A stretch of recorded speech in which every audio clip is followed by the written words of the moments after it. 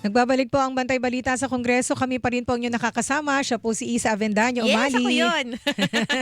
At siya po si Nifa Ravelo. Ayan, ako naman yun. Mga kapuso, pag-usapan natin yung mga panukalang batas para po dagdagan ang minimum wage sa pribadong sektor. As we Yan. know po, hindi na isa batas nung 19 Congress dahil hindi nagkasundo ang Senado at Kamara. Ang sa Senado, 100 pesos yung ipinadadagdag Sa Kamara po, daily minimum 200 wage. pesos. O sa Kamara, 200 pesos. Ngayon po, may mga refile sa Senado. Kay Senator J.V. Ejercito, pinadadagdagan niya ng 250 pesos mas yung daily mataas. minimum wage. Mhm. Sa ibang senador, Senator Rizon Tiveros 200, kay Senator Robin Padilla natatandaan ko 150, kay Senator Bongo 100, kay Senator Juan Miguel Zubiri na siyang unang nag-file ng 19th Yes, Congress, 100 pesos, kay Senator Joel Villanueva. Ang dami na ayun, pala. meron din siya. Oo, marami. Pero pinakamataas itong kay Senator J.V. Ejercito, 250. Oo. Ayan. So, nasa atin na pong linya si Senator J.V. Ejercito. Magandang umaga po sa inyo, Senator. Good morning po. Senator. Sir. Ayan, papatch lang. Senator. Yes. Ayan, good Hello morning po. Good morning. Opo. Sir, sana Yes. okay ka na? Nakita daw ho na sa SOCMED ni Isa naka-dextrose ka. Oo nga, ano nangyari po sa inyo, Senator? Okay naman. Naka-recover na rin. Siguro tinamaan lang ng intestinal flu.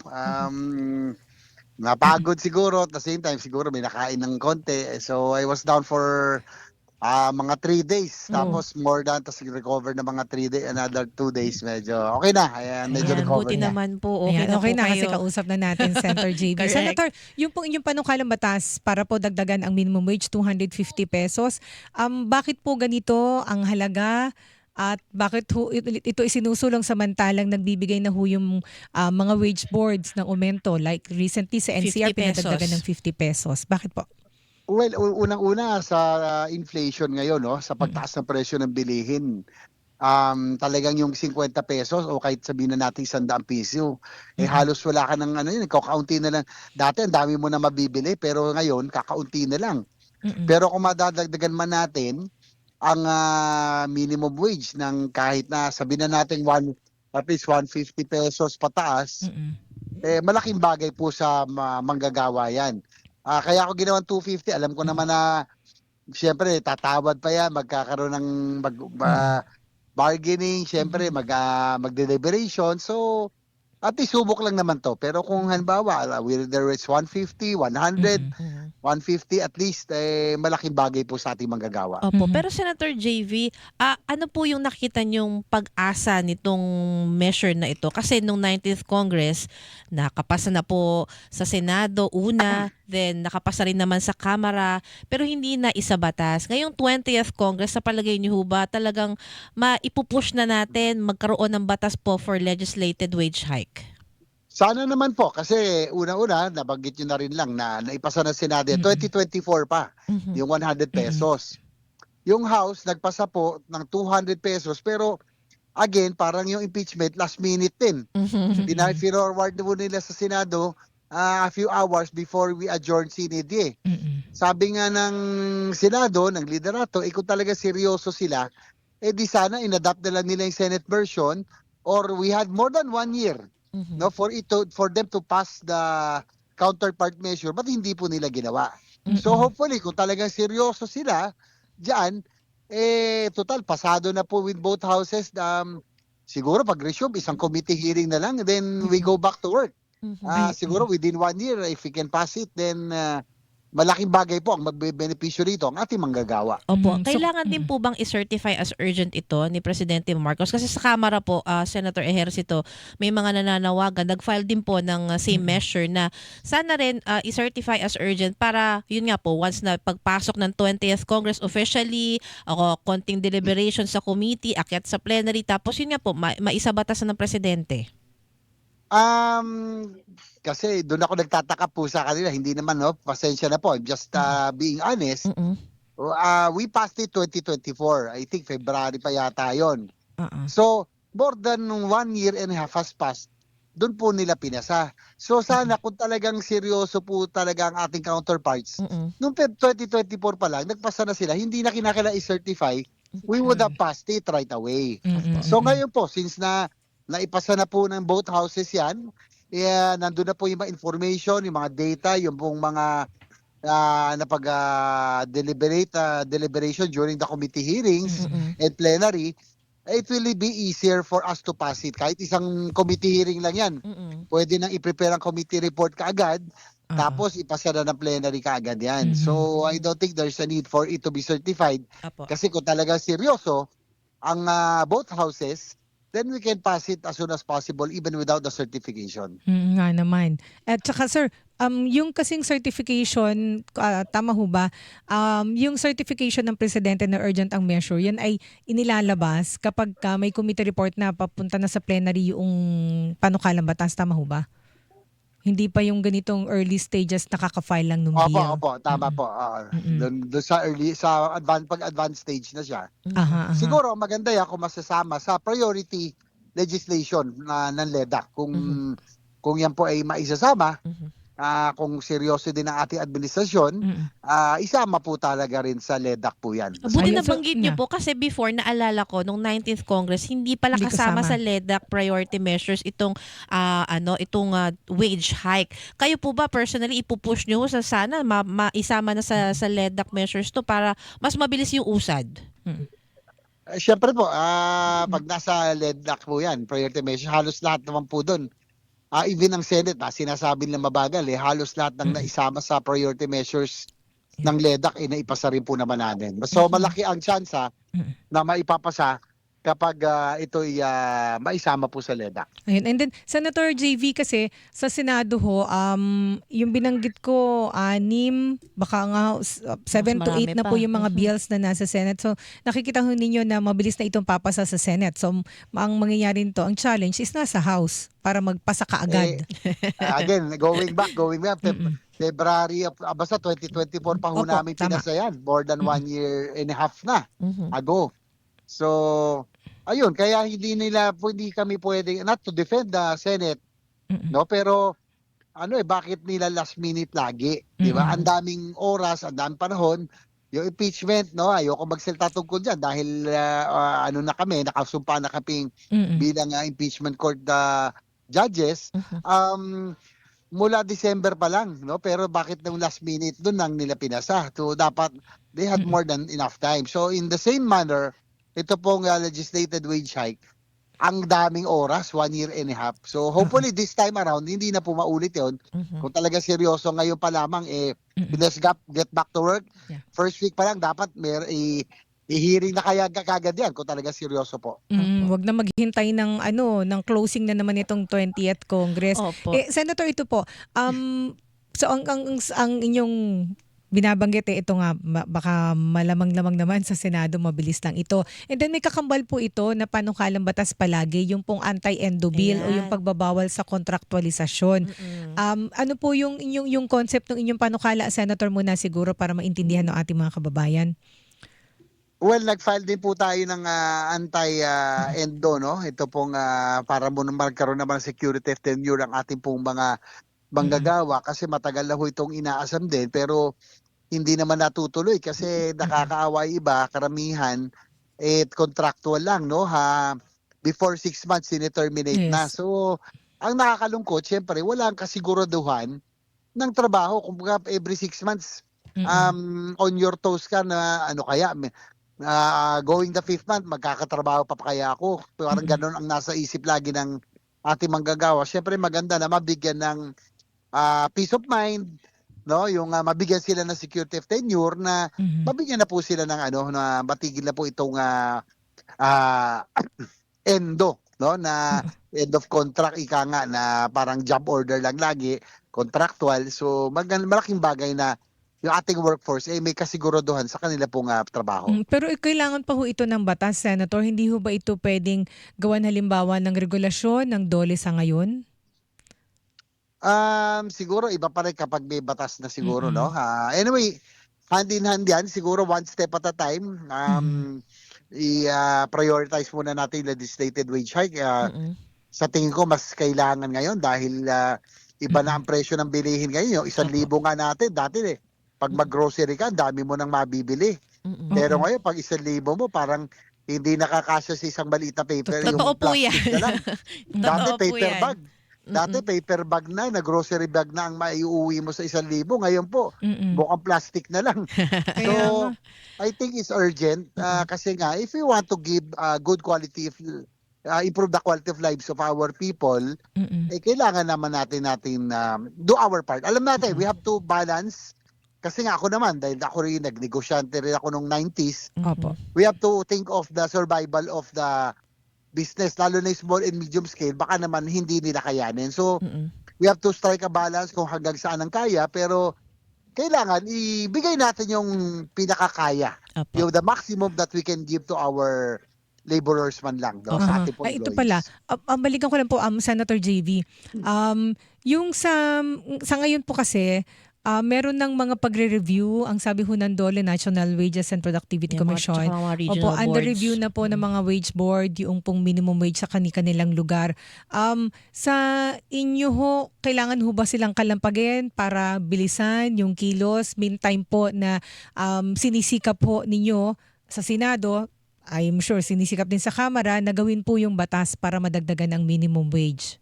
Dapat lang po, kasi dapat lahat ng agency sa gobyerno kalampagin lagi, no? Parang sila, kukuya-kuya lang, relax lang. Parang chill mode lagi, hindi ganoon kasi urgent lahat ngayon dahil sabi ko nga, hindi na tayo nakaka keep up with the changing times. Yung inflation, sobra na ang taas, tapos yung ang bagal-bagal ng kilos ng mga wage board, mga local. Dapat yan, malaking tulong kung sila po gagawin nila yung trabaho nila. Malaking bagay po yan sa amin pong pag-deliberate kung sila po ay may mga impormasyon na may babato sa amin. Opo. Dapat forthwith ang Correct. action nila. Opo, tsaka Senator Ejercito, linawin ko lang po, dito po ba sa bill ninyo, may isinusulong po ba kayo na halimbawa paglusaw doon sa mga wage boards? Kasi doon sa ibang mga bills like sa House of Representatives, may mga ganun na nagsusulong na tanggalin na yung mga wage boards, hayaan yung Kongreso na mag-decide para sa magiging wage increase. Wala pa naman. Kung yan ay makakatulong naman sa pagkalap ng impormasyon dahil sila po ang nakakaalam ng sitwasyon sa bawat lokalidad nila, hindi naman siguro kailangan urgent na i-dissolve kaagad, no? Kung makakatulong po ito para magkaroon din ng legislated wage hike, then I don't see any reason na kinakailangan i-dissolve kaagad.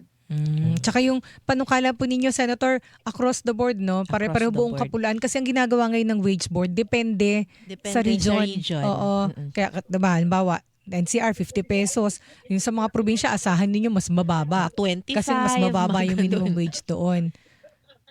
Well, ganyan naman talaga, no? Kailangan din talaga yung hanggang sa ng kapasidad ng mga enterprises, lalo na sa Yan probinsya. din. Iba po iba po ang quality of life, iba yung cost of living sa probinsya at saka sa mga urban centers. In the same way, in the same manner na yung pong halimbawa, for example, yung pong na-withdraw, yung isa sa mga frustration ko kasi naipasa ng Senado po yung to my sponsorship yung Magna Carta for Barangay Health Workers, no? Sana may minimum, nagsiseta ng minimum na allowance sa mga barangay health workers natin. Iba po yung sa mga 3rd to 5th class municipalities, iba po yung 1st to 2nd class, at iba rin po yung sa mga cities. So, kailangan din po natin kanila pong mga inputs, ika nga. Ngayon, opo. Senator, bago po namin tapusin ang panayam na ito, para hindi kayo mapagod masyado, dahil kagagaling niyo sa sakit. lang ni Opo. Senator. Okay lang naman. Opo. Senator, dun sa impeachment lang, pansin ho namin medyo tahimik, sabi nga ni Isa kanina. Ano po yun? May pakiusap sa inyo na tahimik muna kayo? Huwag Kinausap munang ba kayo ni magsalita. Senate President Escudero? May gag order or gag request po ba? Well, actually, kahit saang forado naman, as much as possible, huwag ka magko-comment, no? Lalo na yung judges o yung jury, hindi na talaga pwede magsalita. The moment that we took our oaths as senator judges of the impeachment court. So kaya nga hindi sa umiiwas po tayo, pero ayaw lang po natin ma-compromise, no? Dahil we are already now, as of the present, we are already considered as impeachment court judges. So iwas din ho siguro sa mga political events na for or against the Vice President. Ganun po ba? Syempre po, opo. Again, nag-ano na po ako diyan. It's our constitutional duty whether we like it or not. Mhm. In fact, ano po ako diyan, maraming bumatikos dahil alam niyo naman na ni Faisa, matagal na akong yung advocacy ko dito, yung infra development, yung talagang infrastructure development, transport modernization na kailangan natin talagang tutukan dahil 35 years behind na tayo sa ating mga ASEAN neighbors. Kaya ako very frustrated na with all of these political bickerings, of course impeachment na mangyayari, Mhm. it causes yung perception sa atin na whether we like it or not, para may political instability na hindi magkasundo yung number one and number two. Mhm. Syempre out of frustration, nagsalita ako na even if I was not in favor of all of this political process, kaya lang it's our constitutional duty. We have to go through it. No? Opo. Mm. Kailangan namin gawin yan. Mm. Pero sana lang, ang panalangin ko, mapabilis at we have to go back to work. Kasi Mhm. again, hindi lang Malaysia, Thailand, Indonesia, ngayon Vietnam, nako, Mm. iwan na ho tayo. Opo. No? Pero- Lalo ngayon with all of that's happening. Kaya yun yung frustration ko po. Sana makabalik na tayo sa ating trabaho, makatutok na tayo sa mga bagay na kailangan nating pagbigyan ng pansin. Opo, buti naungkat nyo na rin po yan, no? Kasi may mga nagsasabi na, ay, paano yan? Sa pagbubukas, officially ng 20th Congress, inaasahan na magkakaroon ng impeachment trial, pero marami mga panukalang batas na dapat tutukan. Hindi ho ba mahati yung atensyon ng Senado? Kumbaga, ay, mapapabayaan ba yung mga Senate measures na dapat na tutukan? Hindi naman po kasi yung impeachment I think will be in the morning. Tapos yung regular plenary session will start at regular 3 o'clock pa rin. Hopefully hindi. Pero but again, I'm speaking of the overall picture situation na it will really affect whether we like it or not.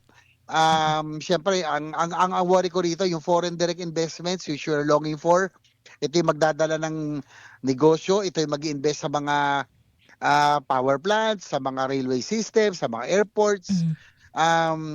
All of this has to take a backseat for a while. Kailangan ho natin to stimulate economic growth and to produce jobs. Trabaho po kaya ako tinutulak to, trabaho po ito. No, because we want to create growth areas, we want to stimulate economic growth. Opo.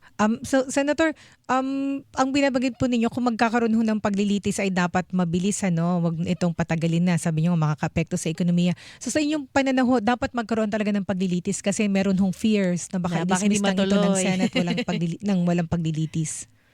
Well, ayoko na magsalita po dyan. That is all legal. Intayin na lang po natin kung ano maging sabihin ng payag ng impeachment court, ng both houses, ano magiging decision ng Korte Suprema kung dahil alam ko may naghain na rin po doon. So we do not want to jeopardize or mag-sub judice dahil lahat po yan ay pending na po ngayon. So ano po, wala hong patawag na meeting or tinatawagan ho ba kayo ni Senate President Escudero patungkol dito bilang paghahanda po sa pagbabalik sesyon ninyo sa Kongreso kung saan didesisyonan po ninyo kung anong gagawin dito sa impeachment ng Vice President, sir? Once in a while naman nagkikita kami being part of the Senate leadership at present. Ako po Deputy Majority Leader. Once in a while pinapatawag na po tayo ni Senate President Cheese for updates at kung may mga instruction din naman siya sa atin. So yun po. Again, ano po tayo, naghahanda na rin. A few more weeks, mag-start na po tayo. So magde-decide po kayo talaga dito sa impeachment ng Vice President yung schedule o anong gagawin dito, 28 or 29? I would think so. So depende na po yan sa desisyon ng, again, hindi lang naman yung liderato, they will set, siya po magsiset nito, pero siyempre, decision po yan ng impeachment court. Ako isa na lang, sir. Sige. Ano po ang inyong tugon doon sa mga bumabati ko sa Senate dahil hindi po agad inaksyonan daw itong impeachment? Primarily, binabanatan kasi si Senate President Escudero. Meron naman siyang mga katwiran. Pero si Senator JV muna, sir. Bilang Ano po yung miyembro tugon ng ninyo doon Senado. sa criticisms na hindi daw po umaaksyon ang Senate, tinulugan na yung impeachment? Well, unang-una, binatuho sa amin yan just 2 hours before we adjourned February. Again, I would go back, no, bakit last minute? They had all the time, no? In the same way, in the same manner, itong minimum wage board last minute din. Bakit last minute lahat when they had all the time to do it, no? Kung talagang seryoso po tayo dito, no? Wag na naman po sa Senado lahat ang batikos dahil tayo po ay sinusunod natin kung according to the rules. It might not satisfy everyone. Eh, alam mo, itong impeachment, it's really divisive whether we like it or not, Yeah. no? Talagang whether you're pro, you're against, talagang ano pero sundin na lang po natin yung legal at kung ano yung yung proseso. Mahirap na pong magkamali. Everything done in haste, madalas doon po tayo nagkakamali, nadidiskarete pag minamadali. Ako last question na lang po sa Senator Ejercito. Kasi may binanggit po si dating Senate President Juan Miguel Zubiri na sabi niya dissatisfaction sa pamumuno po ni Senate President Escudero, and he urges po yung mga colleagues po sa inyo sa Senado na pumili ng bagong Senate Chief o bagong Senate President.